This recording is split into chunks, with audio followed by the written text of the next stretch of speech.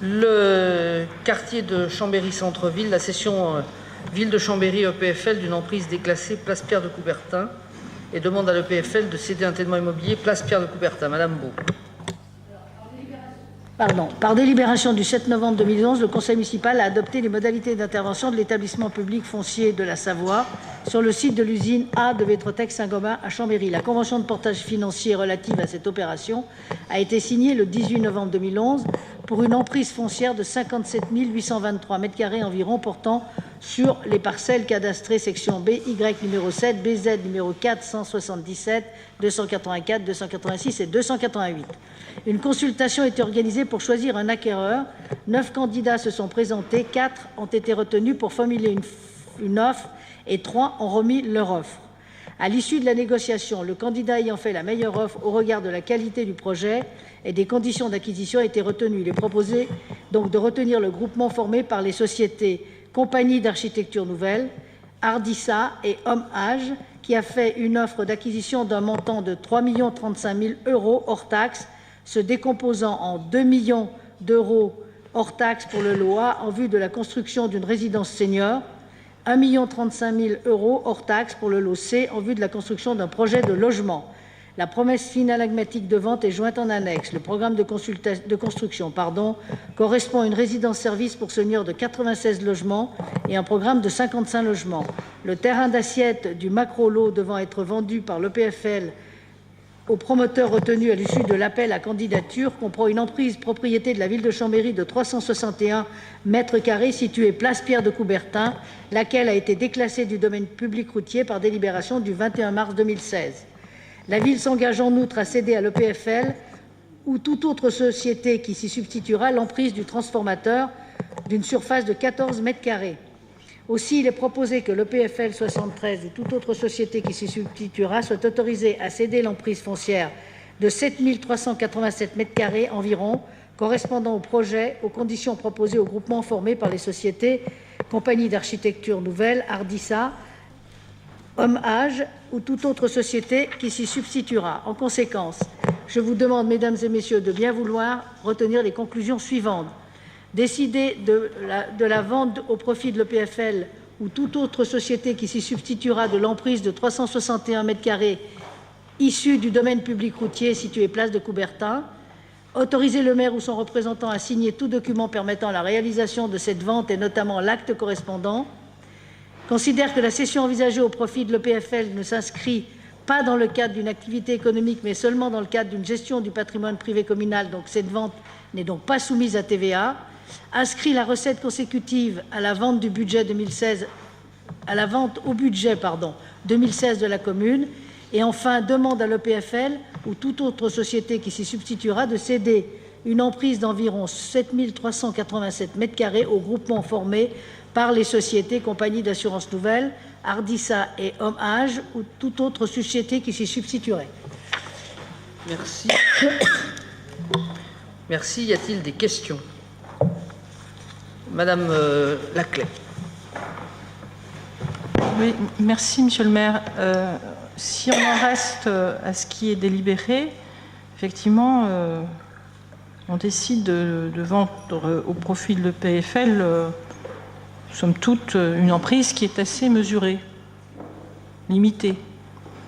Mais quand on lit la délibération, je n'ai pas le souvenir que nous ayons entériné le choix de la consultation des 9 candidats.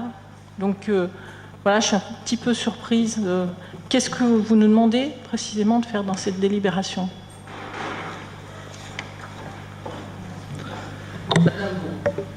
On demande surtout d'accepter la vente des 7 387 m² qui est en fait vendue par l'EPFL au groupement dont j'ai parlé. Ensuite, on confirme le fait que la ville vendra à la fois 14 m² du transformateur et 361 m² de la partie qui est issue du domaine public routier qu'on a déclassée par une délibération. Je crois que la délibération, elle était du 21 mars 2016. Voilà ce qu'on demande. Oui, Madame Laclais. Oui, c'est bien ce que j'avais cru comprendre. Le seul problème, c'est que notre conseil municipal, formellement, n'a pas connaissance du projet de la société Cannes. Donc, vous nous demandez de vendre, je le redis, quelque chose qui est très limité d'un point de vue de la surface, donc qui ne pose pas en soi une difficulté majeure, hein, me semble-t-il.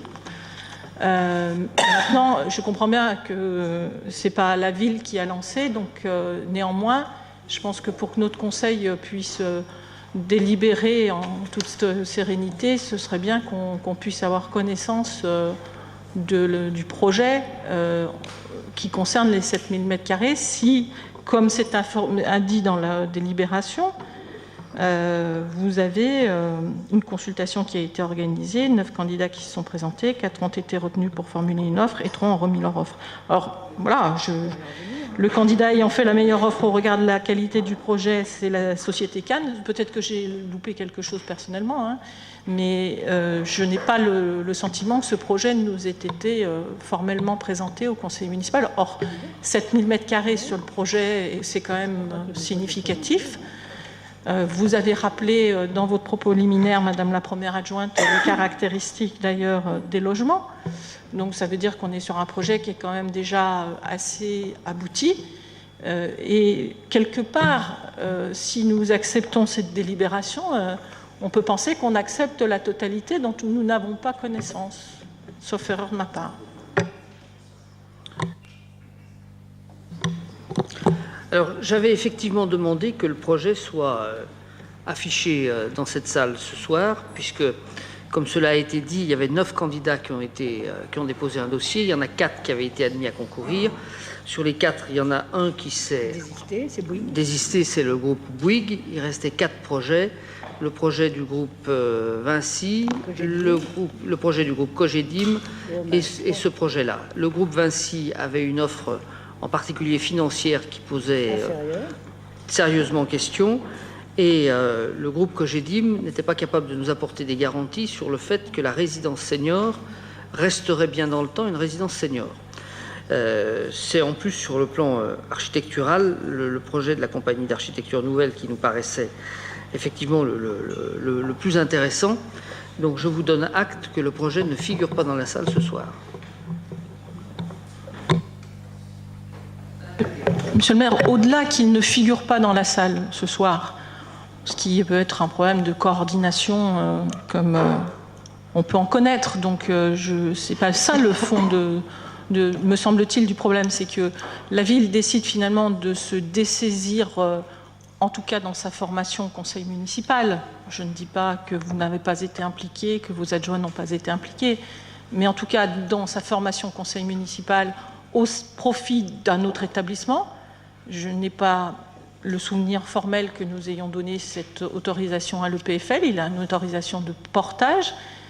Je pense que formellement, ce serait quand même bien que notre conseil soit informé avec une délibération du contenu du projet, puisque c'est une compétence qui est une compétence urbanisme qui relève de la collectivité.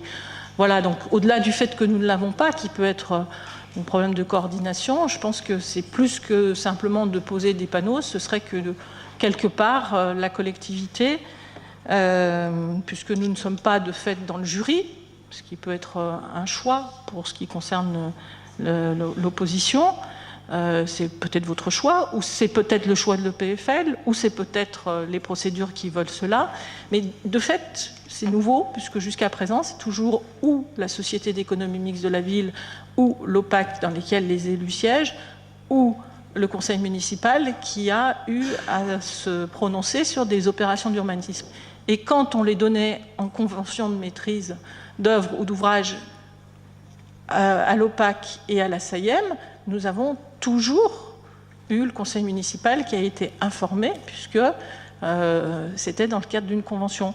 Donc là, je suis un tout petit peu étonnée sur la modalité qui est choisie, puisque du coup, nous n'avons pas le moyen d'exprimer en tant que conseil municipal un quelconque avis. Peut-être que ce projet est très bien, hein, je ne peux pas le dire, et je ne me dirais pas qu'il n'est pas bien, mais c'est un dessaisissement complet du conseil municipal sur l'avenir d'un quartier, sur une surface qui est loin d'être négligeable pour le coup, plus de 7000 m² avec une opération d'envergure.